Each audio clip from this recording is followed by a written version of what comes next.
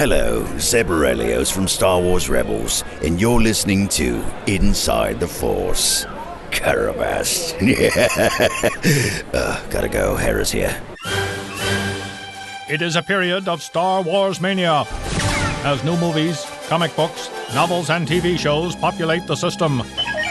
Fueled by their love and passion for the galaxy far, far away, two exceptional geeks tap into hundreds of holocrons in order to bring you the knowledge and insight of all things Star Wars.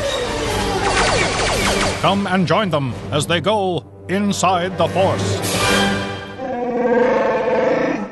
Hello, everybody, and welcome back to Inside the Force. Dave Cottingham here with Casey Cooley. Hello, everybody. And a happy belated, little bit belated, Star Wars Day. May the 4th be with you. This is after the weekend and long festivities that have happened with it. I don't know about you, but I was... TNT had it running all weekend. I saw it today. I didn't know they had it. I should have known, but I don't watch too much television anyways. But no, I was painting a bookshelf today, and then I just turned on TV. Empire. Yeah. Okay. I was actually a little upset that I'm wondering. I don't know if they had it all day Thursday. I don't know. I didn't even look. I know, but Saturday was all day. Yeah. Today was all day, pretty much. Yeah. So, I hope everyone had a great Star Wars Day. We'll talk about what we did that day, as well as some brief news. But then we'll just, we got a couple topics we want to hit up on in this episode. So, short and sweet, but we will get through it, and can't wait for just more exciting news. It's on the cusp. I can feel it. There's just all kinds of stuff coming. Celebration put out so much more. And actually, it was funny because just the other day, because of Star Wars Day, I think it was either Friday night or Saturday. I think it was Friday night. But anyway, I just got on YouTube and I pulled up the. If anybody hasn't seen it, and I keep forgetting, actually, I don't think I've mentioned on here, but the StarWars.com put out kind of the what do you call it, the post summary video of what happened at Celebration. Have you seen that? Yeah. It's like 7 minutes long. It is. If that didn't move you, I don't know what else does, because it's basically a huge summary of what happened in Celebration. I mean, just a glimpse, but it does echo the feeling of it and what happens there and what it means to people there, and just phenomenal. I watched that. I watched the Last Jedi trailer again. I watched the season 4 of Rebels trailer again. Battlefront. I was just like, wow, this is so awesome. Got a lot. So much stuff out there. Anyway, so we'll get into much more of that here soon. So anyway, Case, brief news stuff. So brief, there's actually nothing to say. No, there's some stuff. The Han Solo right now is kind of. We're looking, of course, to Last Jedi this year, but that's very quiet, that kind of stuff. Next after that, in May, will be Han Solo. And seems to be some character names that have been leaked, I suppose. I guess it's leaked. It's not an official release. But, it's nothing huge, honestly, and they could very well be code names, for all we know. But there's a handful of names and actors kind of tied to those names, like Rebolt, Moloch's henchman, Graham, Emily's Nest, Val, Mother Proxima, Dryden Voss. So very Star Warsy names kind of get released, and people are speculating about what it could mean, this and that or the other. But it means nothing right now. It really has. No weight whatsoever. But some people, the guys on Star Wars Newsnet, kind of somewhat serious about a theory about one of these characters, like Rebolt, I think was the one that they're referring to, could be a pre-neural takeover Lobot. Which actually, they were kind of jokingly, but actually went with that theory and kind of detailed it. But I was even thinking to myself, like, that'd be really cool if we got a Lobot. I didn't even think about that. True. A Lobot and Han Solo, like that would be really cool. That would be. we got that kind of pre-takeover. Well, we know he's kind of been with him for a while. Yeah, right? exactly. So like in the Lando comic, he was in there before the transmitter, the headset took over his brain. So we got to see actually Lobot's personality, which was great. Like I loved seeing this version of Lobot. So, I mean, I think it's very possible we could see Lobot in Han Solo. I would totally see that. And that was even, again, I was watching. I mean, it's a big question. This is a big question of how much Lando is actually in the movie too. I was thinking too because watching Empire today. Han going to see Lando. He's kind of given somewhat the backstory, the only backstory we know of them two from the movies, where he just says, Lando, we go way back, Lando and me, and he's talking. Chewie says something, and Han says like, oh, I think that's been a long time. I think he's forgotten about that or whatever. Like I'm sure he's forgotten about that by now. Like as if holding a grudge for something. And of course, when he walks on the platform, Lando kind of looks like he's still angry about something. You got a lot of guts after what you pulled, and so like. That they're referring to something, obviously, and see Lando's line though. I felt like to me in a way, I read into that as being a test. Yeah. Like he's saying that before. I think like he's wondering whether or not Han knows that the Empire's there or not. He's like, you got a lot of guts coming here after what you pulled because he's like. Well, what do you mean? So now he knows that he doesn't know. But what Chewie says definitely, that's referring to something in the past for sure. Maybe it's him taking the Falcon. I don't know. Maybe it's referring to the game. But it just got me thinking. Like we might. I like to believe that Lando will be in a significant chunk of the movie. I don't think it'll just be a cameo. I don't know how. I mean. No, I think he's in a lot. Plus, because you got a high profile actor playing that role, so he's got to be in it. So I'm wondering if there's something will happen between them two that they'll end the movie with them two kind of parting ways, and not a very lovingly parting. Correct. Whatever they'll be kind of angry at each other for something, turning on each other. Maybe Lando turned on him, or Han turned on Lando for something. Sold him out for something. Right. That would be cool. Just once again, filling that gap, giving that context to Han's line, because the story group is so good at that, at finding those little nuggets and then expanding on it. That's how we got Rogue One, obviously. But it is. No, it was just fun little thought I had today watching Empire. But other than the Han Solo stuff, people are still trying to dissect the Last Jedi trailer, but nothing new has come out. No. Which is good, actually. I'm glad nothing's leaking, because I feel like with Force Awakens we got so much concept art, we got so much stuff that turned out to be true that we didn't know at the time, but nothing of that with The Last Jedi. Yeah, there's a lot of secrecy. There's definitely a lot of secrecy. I remember I saw again, I told you the Star Wars show, they had a little red carpet interview where Anthony Carboni was interviewing everybody. He was trying to get stuff out of them, and they're just like.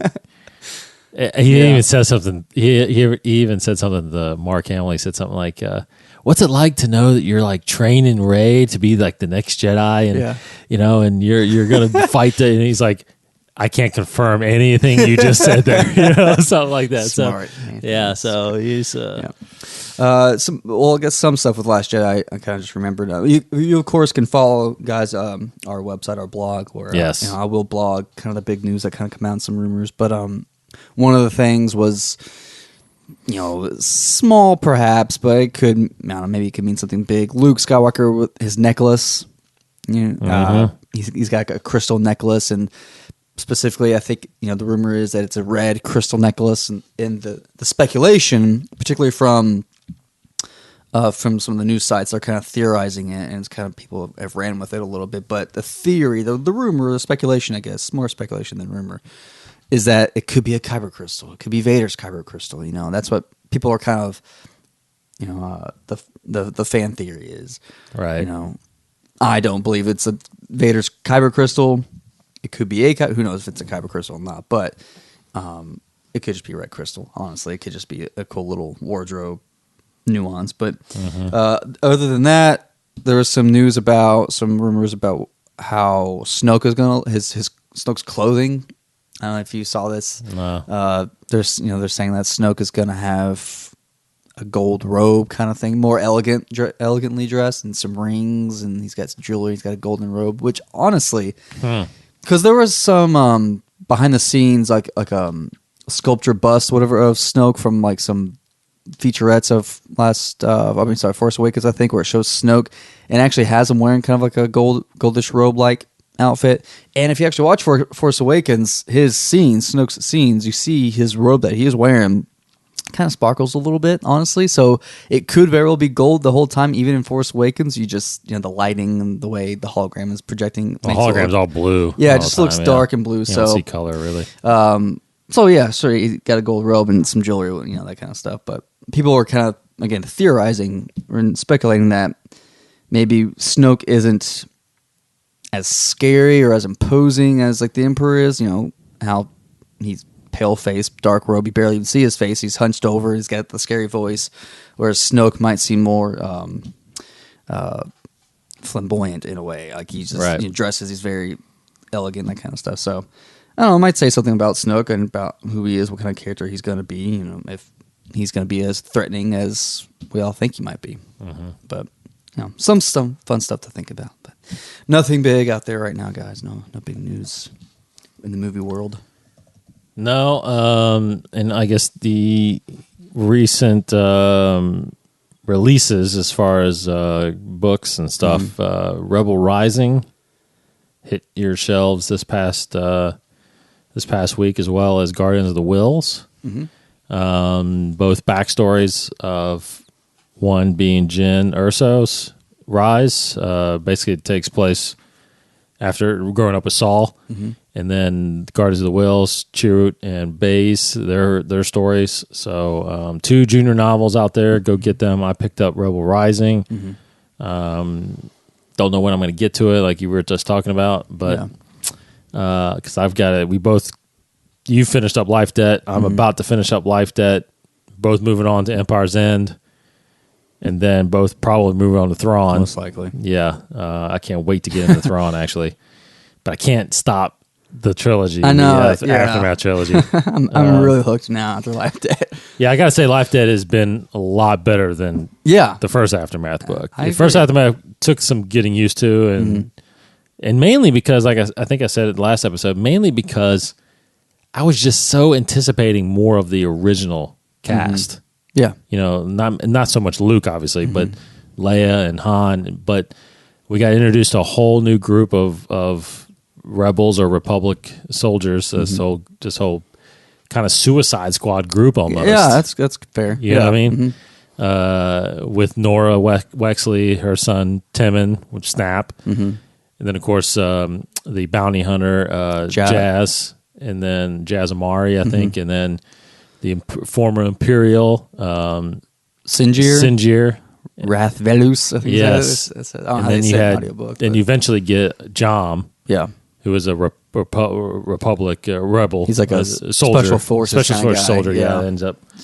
He comes on later in the end of the first book, and then he's in there with them, and then of course Bones, Mr. Bones, is freaking hilarious. He's a good character, man.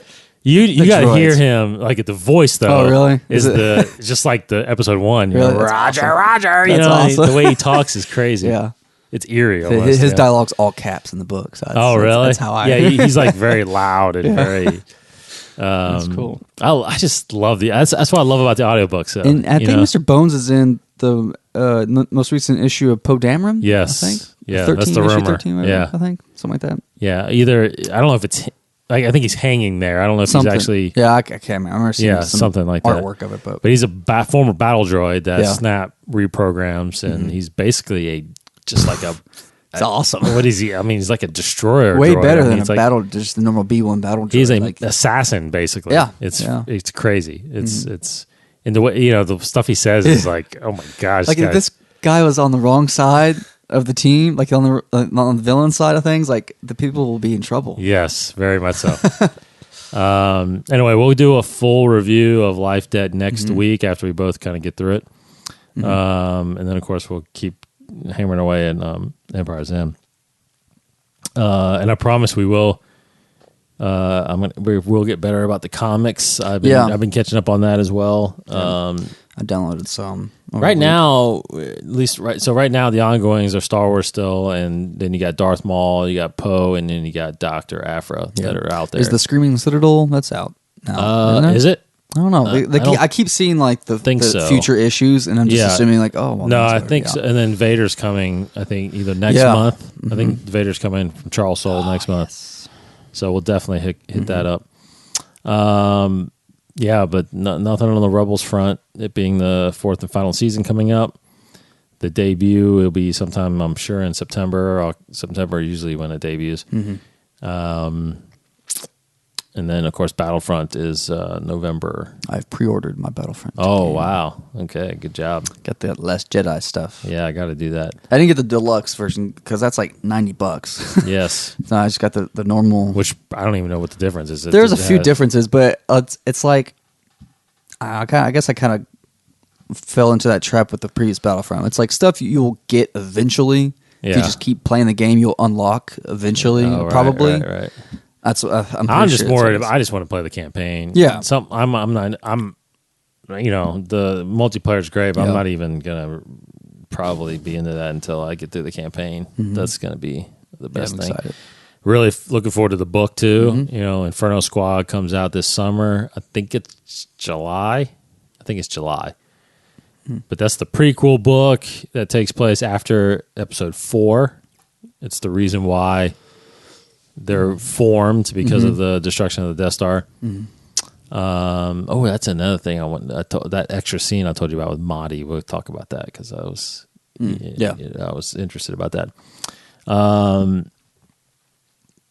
So, and then of course the campaign though takes place after Return of the Jedi, after episode 6. So spans like 30 years. So, which is that really confirmed? I guess it is. I'm pretty sure it is. Yeah, I think we're going to follow. That's crazy to think that a long time. Their Inferno Squad's been around that whole time, even after the Empire is, whatever that whatever they call I can't remember what they call the treaty. There's some treaty after Jakku. Yeah, I can't remember. That kind of ends the Empire, but maybe they. I mean, yeah, I know. Obviously, I was about to say. I mean, at least Inferno Squad lasts throughout the entire original trilogy, that 4-year span there that takes place from end of 4 through end of 6. I'm sure the game will, explain why they weren't involved. I mean, obviously hindsight and stuff, but like the Aftermath trilogy. Yes. I feel like the Inferno Squad will be after these group of people like Nora and those groups because they're causing a lot of problems, but, they're probably lost, because it seems like in the trailer we got, like they were kind of stranded on Endor a little bit after they saw the destruction. Like, what do we do now? Yes, I'll take revenge or whatever. So, I mean, I'm interested. Let's see how it fits. Very much so. It's going to be. Oh, and then of course we actually did come across another likeness that's in Inferno Squad. Oh, yes. What's his name? Paul Blackthorn? Blackthorn, yeah. What's his name? I just know him as Captain Lance. He's Captain Lance in Arrow. Great actor. Yeah. Actually, Russell met him at Dragon Con a couple years ago, interviewed him. But Paul Black, did I say Paul Blackthorn? Yeah, Paul Blackthorn. So he plays one of the Inferno Squad soldiers. Yeah. He actually, his name is out there. Oh, yeah, that's right. Yeah, you find it again, but yeah, he does have a name out there. But anyway, he tweeted out a photo with him in the lead, getting doing some motion capture work still. So looks like they got a little bit still to do. But Gideon Hask, Gideon Hask, and then Iden Versio, played by Iden. Janina Gavankar. Love it. Super exciting. That's awesome. I mean, honestly, I tell you what, it's a toss-up because I would almost rather, aside from the movies, because obviously we would choose the movies hands down, but if you were to be the voice of an animated series or in a game, I would do animated series. I would do the game just because they use your likeness. Yeah. See, but right? They do. I kind of think that the animated series uses the likeness to some extent. At least for Ezra, I feel like they kind of. I mean, yes, a little bit. But Hera, you can't. Yeah. Sabine, I mean, a little bit, I guess. But I mean, I just see mostly Last Jedi. I mean, I guess it's definitely that. But they truly use your likeness in the games. You do the motion. You like do the Sam acting. Witwer. Yeah, you do the motion. If that was capture. canon, that would be huge for him. Still, unfortunately, that's not. Because he can be in a movie still. Yes, Starkiller could. So that's why I think like Freddie Prinze Jr. could be Kanan in a movie. He could. I think they could. He can. Like he could. They can make him out to be it. But I've thought about that for a while actually. Like thinking, pipe dream being a Star Wars, some part of Star Wars film or movie or whatever. But like then I'm thinking like, I would just love to just be an animated series, just be a voice in Star Wars because you can go to other stuff. I mean, they haven't seen your face, so you could do more. You can do more Absolutely. stuff. Because you are tied. Now, if you do a game, you actually are tied. Unless they bring that character to another medium, you are kind of tied. You can do a voice of it in an animated series. Yeah. But unless they brought you, like they couldn't technically, the Inferno Squad, the leader, like she couldn't be in a movie, technically, unless she was that character. Yeah. Right? Exactly. I mean, that's true. But the unlikeliness that I would get into a movie, I would choose to be in a video game. Yeah. That would be awesome. Yeah. Every now and then I look online to see if they have some kind of voice casting call, if that's even a thing for animated series, or I don't even know how they do a casting call for animated series, especially Star Wars. Yeah, I don't know about all that. But that's cool. That'd be a lot of fun. Okay, so moving on, just a couple almost kind of random. Well, first let's talk about Star Wars Day. I hope everybody had a great Star Wars Day. I think it's funny because people at our work, our place of business, they obviously everybody participated. Everybody wore kind of Star Wars. I think everybody wore Star Wars. Maybe there's a couple of people probably didn't, but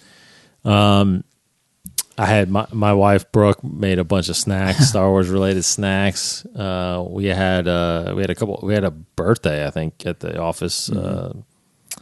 Mike's birthday is actually May the 4th, which I'm jealous of. A little bit. But it was just it's an incredible day. It's an incredible thing to see all over social media. Obviously, is May the 4th. It's become. I mean, it truly has become a national, not even maybe even a worldly holiday. Yeah, but it's like that phrase, "May the 4th be with you." It's been around for a long time. I mean, it's been around for a long time. Not widely used. But it really has only 10 years, maybe. Yeah, I would even say maybe 5 or 6 years. And I think Lucasfilm's really only embraced it the past 3. Yeah, it's like I'm going on Instagram, looking at all the Instagram stories of other companies advertising using that phrase, bourbon companies and that kind of stuff. So it's crazy. It's awesome. Almost become a kind of Black Friday type holiday too, where there's all these companies are doing discounts. Come buy my stuff, get 20% off on Star Wars Day. It's like because that's the thing too, is it used to be. The term, you're right. People used to always use the term "May the 4th be with you." May the 4th be with you. But to actually call it Star Wars Day, that's pretty new. Past couple of years, 3 or 4 years, maybe even since really Disney took over, has it really been Star Wars Day? And of course, like I said, like we said earlier, the movies have been playing all weekend on TNT. It's just. Going from Celebration to Star Wars Day. I mean, it's just so much. God, it's just so much happening. I mean, it's just so much happening with Star Wars. It's different. I would say it's different than. To me, it's different than Celebration in a way, because Celebration, you're just like you're just surrounded by more. Down there, right? It's contained. It's contained, yeah, very much so. Star Wars Day, it's the world is doing it. You're really kind of still doing your own life, right? You're at work. You're at work and you're doing stuff. But it's always, money. But it's kind of everything you look at is Star Wars Day, and I mean, I was at my desk drinking some blue milk. eating some TIE Fighter marshmallows. Blue milk is, I actually made the blue milk. While doing my job, while making a paycheck. And it's more than, it's a little more than just dyeing milk. Yeah, it's not even food coloring dye. It's like a gel. It's like a gel. Right? Yeah. But it's got a little bit of sugar in it. It's a little vanilla. Yeah. So it's a little sweeter. It's delicious. It's so good, man. Oh my gosh, it's so good. I actually still have some left stuff, but love it. Yeah, so it was a good day. Good thing to do, and just to hear people talking about it, it's pretty awesome. But it's funny. So around that time, I think it was that day actually, and we didn't get a chance to talk about it yet. I was floored because I had to watch it a couple of times, but on my homepage of my YouTube channel, there was a video there sitting there. It said original cut of the Death Star scene. And apparently this played at Celebration. Yeah. During John Knowles' panel, right? We didn't make it to that. So it was the scene where we first get introduced to inside the Death Star, where all the admirals and generals are sitting around the table right before Tarkin and Vader walk in, right? Yes. And it starts off with General Tagg talking to Admiral Mahdi. And in the original cut of the movie, the original release of the movie, it cuts in by him saying something along the lines of, the rebels are too well equipped. They're more dangerous than you realize, right? Mm-hmm. But in this cut, before that, he actually has a couple lines before that. And he says, and I'm pretty sure I got this right 100%, but it might be off just a little bit, but he says, the Emperor is making a mistake sending the Dark Lord of the Sith, Vader, here. Mm-hmm. He will be our undoing. And then he says, the rebels are too, or something like that. He goes in, and I'm like, so they knew he was a Dark Lord of the Sith. Yeah. Because in the original cut, there is no mention of Sith. Yeah. No mention. Never. Never. In that trilogy. In the original trilogy. Correct. Exactly. And the only reason people found out about it, is, if I recall right, was that on his on Vader's action figure, like his card back had Dark Lord of the Sith, right? Mm-hmm. And that's where kind of like people. I don't know if that's canon anymore, but Darth. The reason why they're all Darths is because that's Dark and Sith combined, right? DAR, Darth. But he mentions that in this cut. I'm like, that's pretty significant. And if you think about it, it's the truth. He ends up being their undoing at the end of episode 6, right? He kills Emperor Palpatine and kind of ends the Empire in a sense at that point. So George obviously wrote that, so it was pretty crazy. Did you ever see that yet? I watched it not too long after Celebration, because it was a YouTube clip, because there was more than just that scene. There was like the only outtake of Peter Cushing ever in that whole movie, and probably his career was like in that scene, and it wasn't much of an outtake. But I watched that, and it was pretty cool. Just seeing how they shot it. It was like one long take, and they went through the whole entire scene. It was good. It's very good. Yeah, I'm just curious. It's made me curious of why he. I guess I don't know if he wanted to introduce that at that point, or if he wanted to stay away from that whole thing, because maybe it's just a time thing that wasn't as important to the scene. Yeah, started a little later in the conversation. I don't know. Yeah, because it makes me wonder too if you included that in there. I almost feel like you would have gotten a little more explanation from Obi-Wan, explaining to Luke like what happened, not just to his father, but he says before the Empire, before the Dark Times, before the Empire, like it's like you would almost think he would mention like the Jedi's nemesis, the Sith, is what happened, right? Yeah. But because we get glimpses of that, especially in the novels that we're reading right now, because everything that we're reading is kind of around the original trilogy or after Episode 3. So, I mean, there are rumblings in the galaxy that Palpatine, is he a Sith? Is he a Dark Lord? I mean, I think, like Tarkin knows. Well, in the first Aftermath book, that they talk about that, and they even talk about how, or the Empire, the remnant of the Empire, mentioned like, we should be ruling according to the order of the Sith, kind of that kind of very aggressive, way, that kind of stuff. So it's interesting. I mean, even in Life Debt, I don't know where we go, but there's, I'm at the end. There's a reference of Sidious. The name Sidious is actually mentioned in there, so one of the characters knows. Yeah, see, Sidious I mean, is Palpatine. Yeah, I mean, it's, but you find out as you dive into a lot more stories, you do truly, at least I do, you do truly get a sense of how large the galaxy is. Yeah. And how a lot of people just don't know anything. Yeah. Because if you think about it, if you lived on a planet, especially in the Outer Rim, where there's Jakku. Yeah, like Jakku or Tatooine or Geonosis. Well, no one lives on Geonosis, but any one of those planets in the Outer Rim, it's like, or even just in the Mid Rim, it's like you are isolated. I mean, and most people that grow up, they're stuck on that planet, right? They don't really, they're not travelers or explorers, because there's nothing to explore. The galaxy's pretty much mapped out except in the unknown regions. Yeah. So you're just like, think about it now. Like, I don't know what happens every day in France.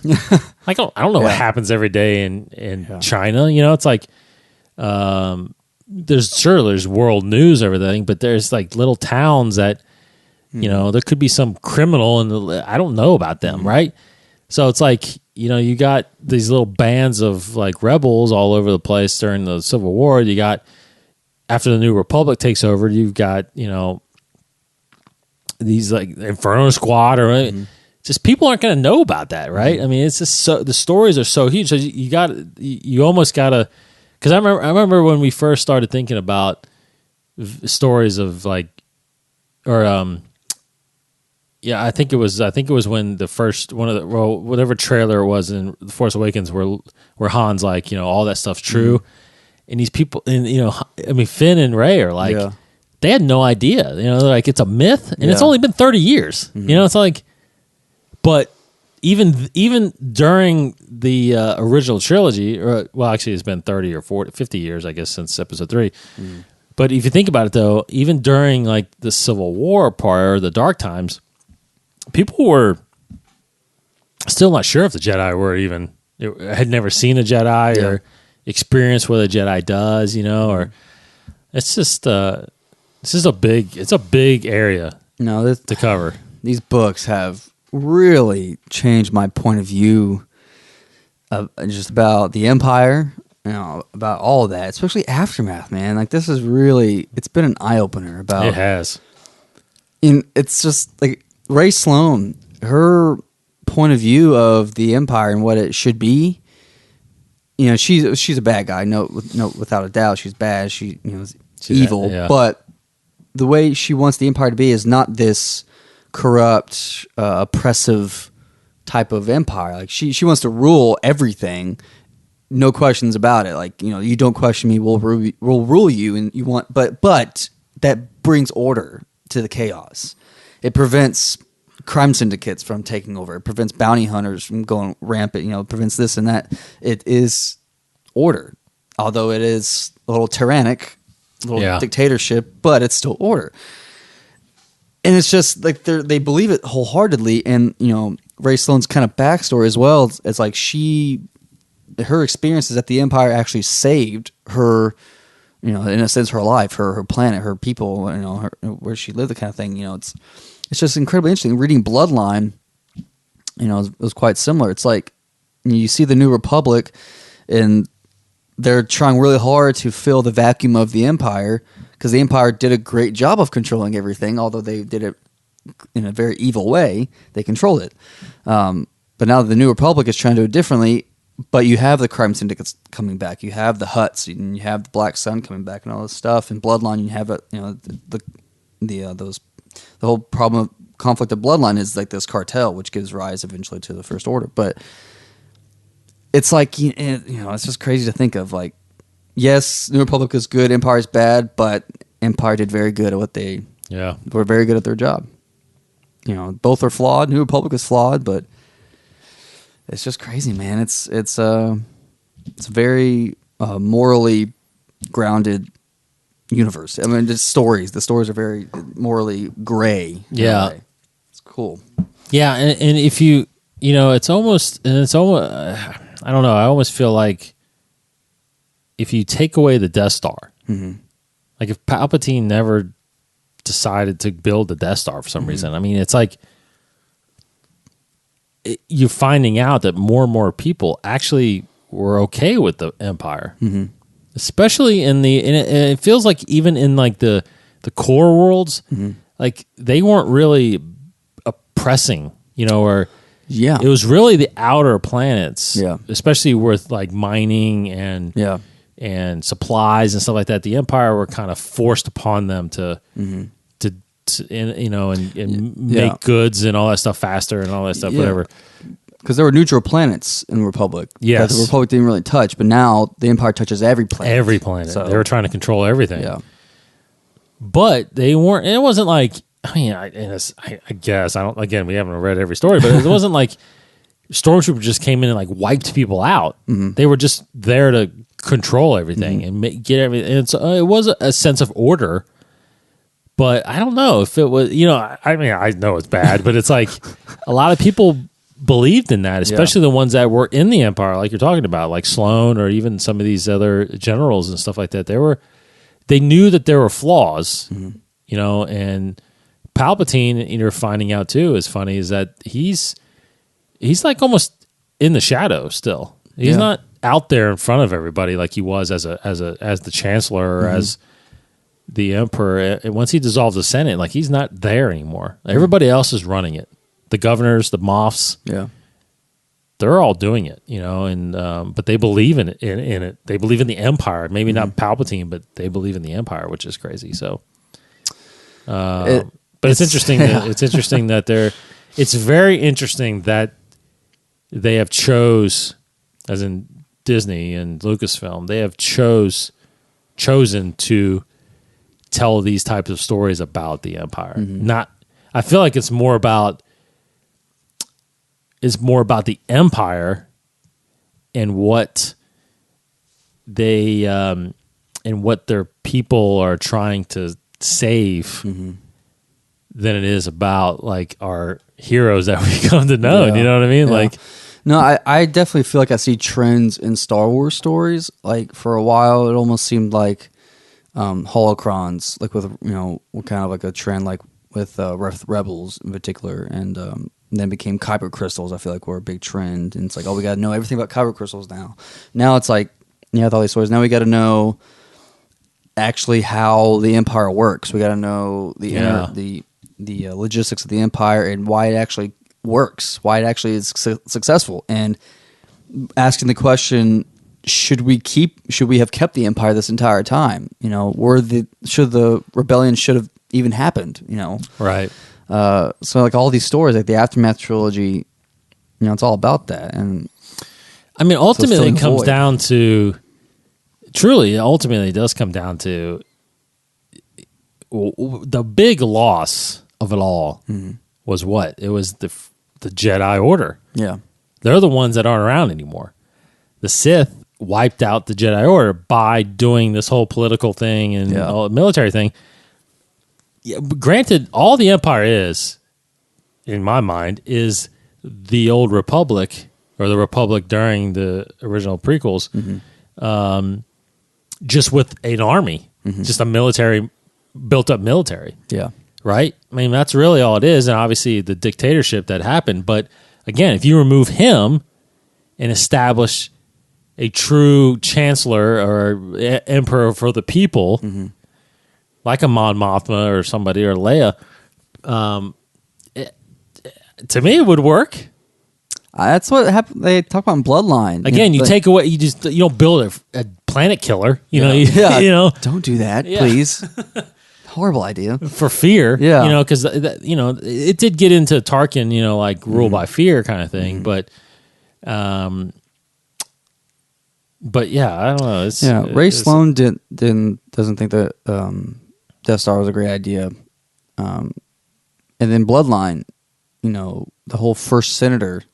Yes. Idea was like, this sounds a lot like the Empire, but with I don't know, it's not an empirical society. It's not but an elected emperor, emperor that listens to the people. Yes. So that's what's confusing. It's not necessarily an emperor. It's not. No. It's just a president of the galaxy. I don't know how you want to think of it, but it's chancellor, I guess, is the best way to put it. But man, it's much more complicated, much more gray than when you just see the original trilogy. It's not just Empire, obviously they're bad. Of course they're bad. Why would you ever all these stormtroopers, they're all evil. All these generals are all evil. Everybody's part of the Empire is evil. Why would you be part of this knowingly, unless you're evil? Well, it's not the case actually. There are a lot of people reading Lost Stars. The female lead in that, Sienna Ray, she just has a strong sense of duty and honor. She made a commitment to the Empire when she was a kid, thinking it was the greatest thing ever. She knows full well how evil they are, but she has such a great sense of duty and honor. She does not want to go back on it, so she kind of unfortunately forces herself to stay with it. So there are good people in the Empire, but yeah, it's crazy. It is crazy. It's so good. So I'm sure we'll keep diving on that as stories come out. But one quick thing I wanted to hit on too was partially from which you finally read, I'm sure, in Life Debt. Mm-hmm. So a little bit of spoilers. We're not giving away kind of the story of Life Debt, but there is an incident in Life Debt that I wanted to touch on real fast, and that's a dream sequence that Leia has during the story. Now, I played it back. You read it. I listened to it. Played it back a couple times, and basically Leia is talking about a dream she's having, and she's saying how basically to me she sounds like because this is shortly after Return of the Jedi, within a year. Yeah. She hasn't been trained to be a Jedi, but obviously she has. Obviously, she's strong with the Force. She can sense things. She senses Luke, senses when Han's in trouble and all this stuff. Well, there's no question then she would probably have premonitions. Now, that has also been confirmed in her comic, I think, because I think she sees some stuff when she's during that story. But anyway, so this dream, which feels like a Jedi premonition, she talks about how she sees Han dying in the snow. Yeah. Okay. And I think she says something like, I'm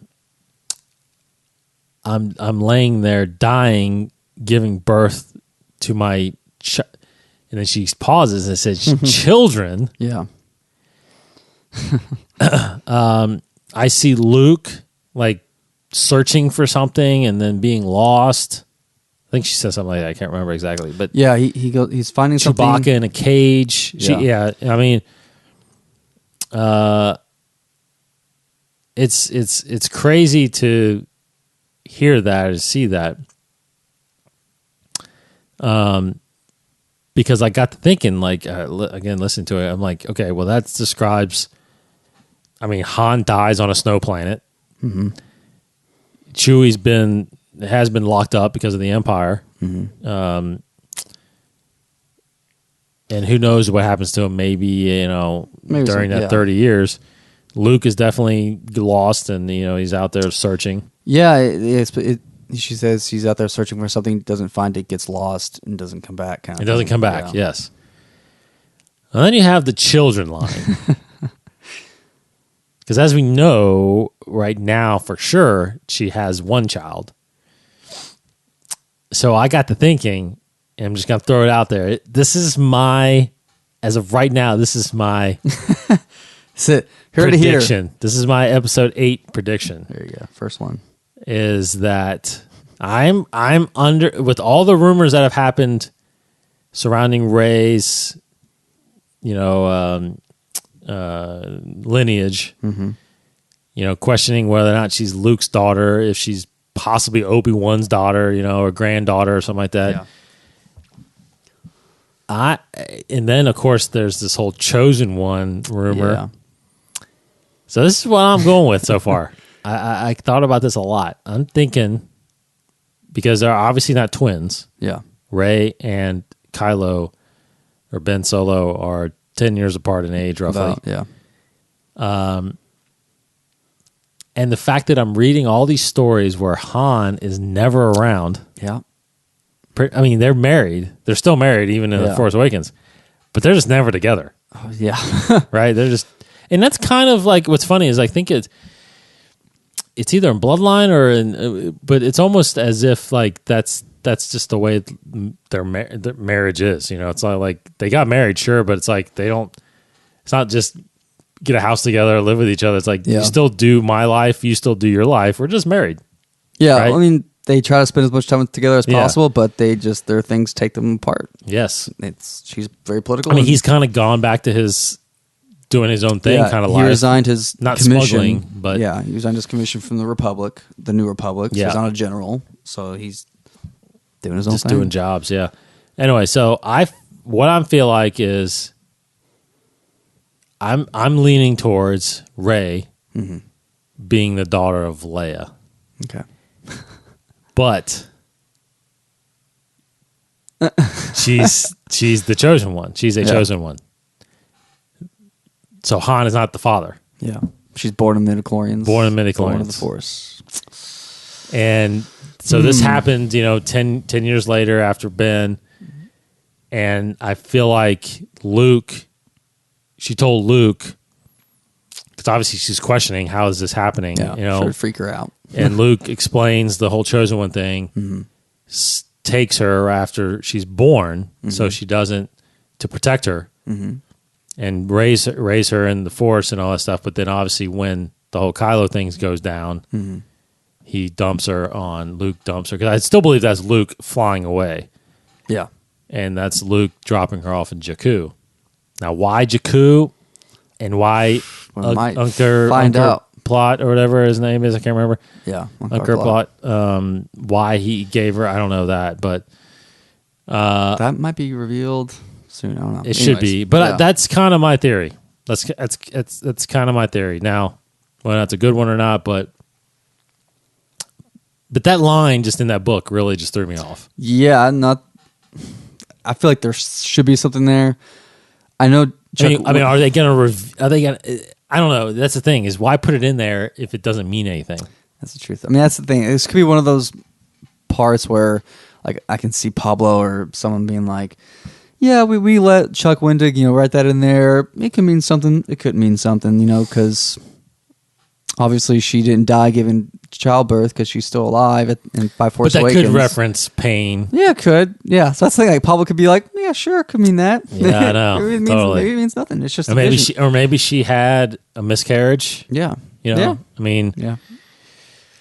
But Rey, I think they still to this day still talk about the episodic movies being about the Skywalkers. Yeah. Right? So that's why I do not believe, obviously, Ben is a Skywalker, and well, not really, he's a Solo, right? Yeah. But he's a Skywalker in a sense. But I still feel like that there's no way Rey could be a Kenobi. I don't think there's a way. There's no way. There's no way. And but I think she is the central. I mean, she is the central character of this whole trilogy. She's got to be a Skywalker. She's got to be a Skywalker. And obviously, this whole time I was all about Luke being the father. But it does, to me, it kind of makes sense. I think it makes sense. I think that Chosen One, no father, born from the Force. That makes sense. It could fit. Especially with this whole Chosen One talk. Because Yeah. if there was none of that Chosen One talk, Yeah. I would not be thinking that. Yeah. But that was one of the first rumors about what could we see in episode 8. And the fact that what's the line, like Luke saying, I'm not your father, you're my father. Yeah. Right? It's like, Yeah. what? But then, Yeah. Oh, it's huge. anyway, Yeah. I think it's good. something to think about. Obviously, we'll keep talking about it, and I'll tell everybody I was right later on, episode 182. Yeah. So, that's all I got. That's all I got. That's all I That's got. good stuff. That's a good thing to end on. Yeah. We will be back here next week. Hopefully, we get some new news. Like I said, next episode, we will do a full report on life debt.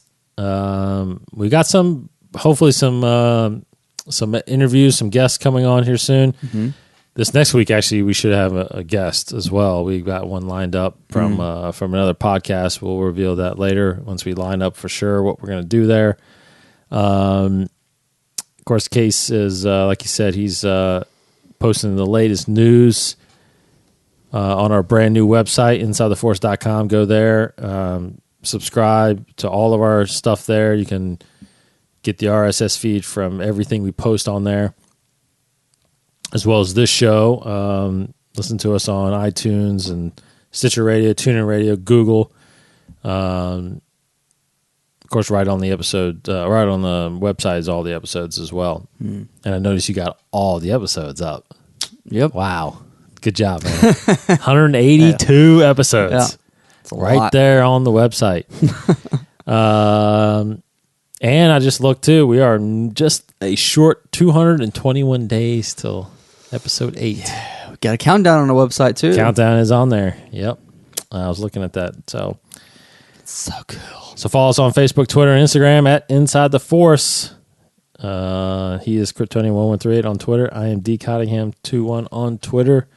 Real quick announcement too. We are going to be doing, if you've been with us for a while, which I'm sure most of you have, we've done commentaries for the films, the original 6 films before Force Awakens came out. Now the Force Awakens is out and Rogue One has been out. We are actually going to be redoing our commentaries on our brand new YouTube channel. So we're going to be pushing them out once a month, leading up to episode 8.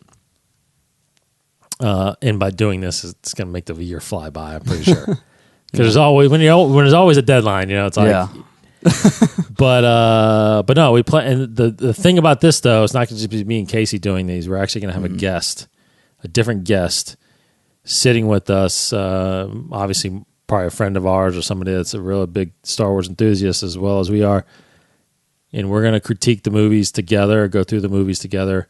But we're going to start from the beginning, not episode 4, but the beginning. We're going to go in order of the film. So we'll do 1, 2, 3. We'll do Rogue One, 4, 5, 6, and then 7 will come out before episode 8. So I'm stoked about it. We're going to put these up on our new YouTube channel along with some other content. But I'm pretty stoked about doing some commentaries because, again, like you just said, the movies with all these other stories, they get changed. The perspective of them changes constantly. Yeah. Constantly now. Even episode 1 is going to change once you get through these Darth Maul comics too, because that's all pre-episode 1. So you're going to know more about that character before episode 1, even though we know more about him post, Clone Wars and all that stuff. But how he became this apprentice, I mean, it's just changing. It changes everything. So anyway, I hope you guys enjoy those stories as much as we do. And we will see you here next time. So thanks for listening, everybody. InsideTheForce.com for Casey Cooley. Someone has to save our skins. Into the garbage chute, flyboy. That was very, Leia's pretty awesome in Life Debt, so I've got Leia on the mind right now. That's awesome. All right, thanks guys for listening. Check us out next week. We got a big show for you next week. Interview with special guests as well as Life Debt full review. So thanks for listening, guys. For Casey. Goodbye, everybody. I'm Dave, and may the Force be with you.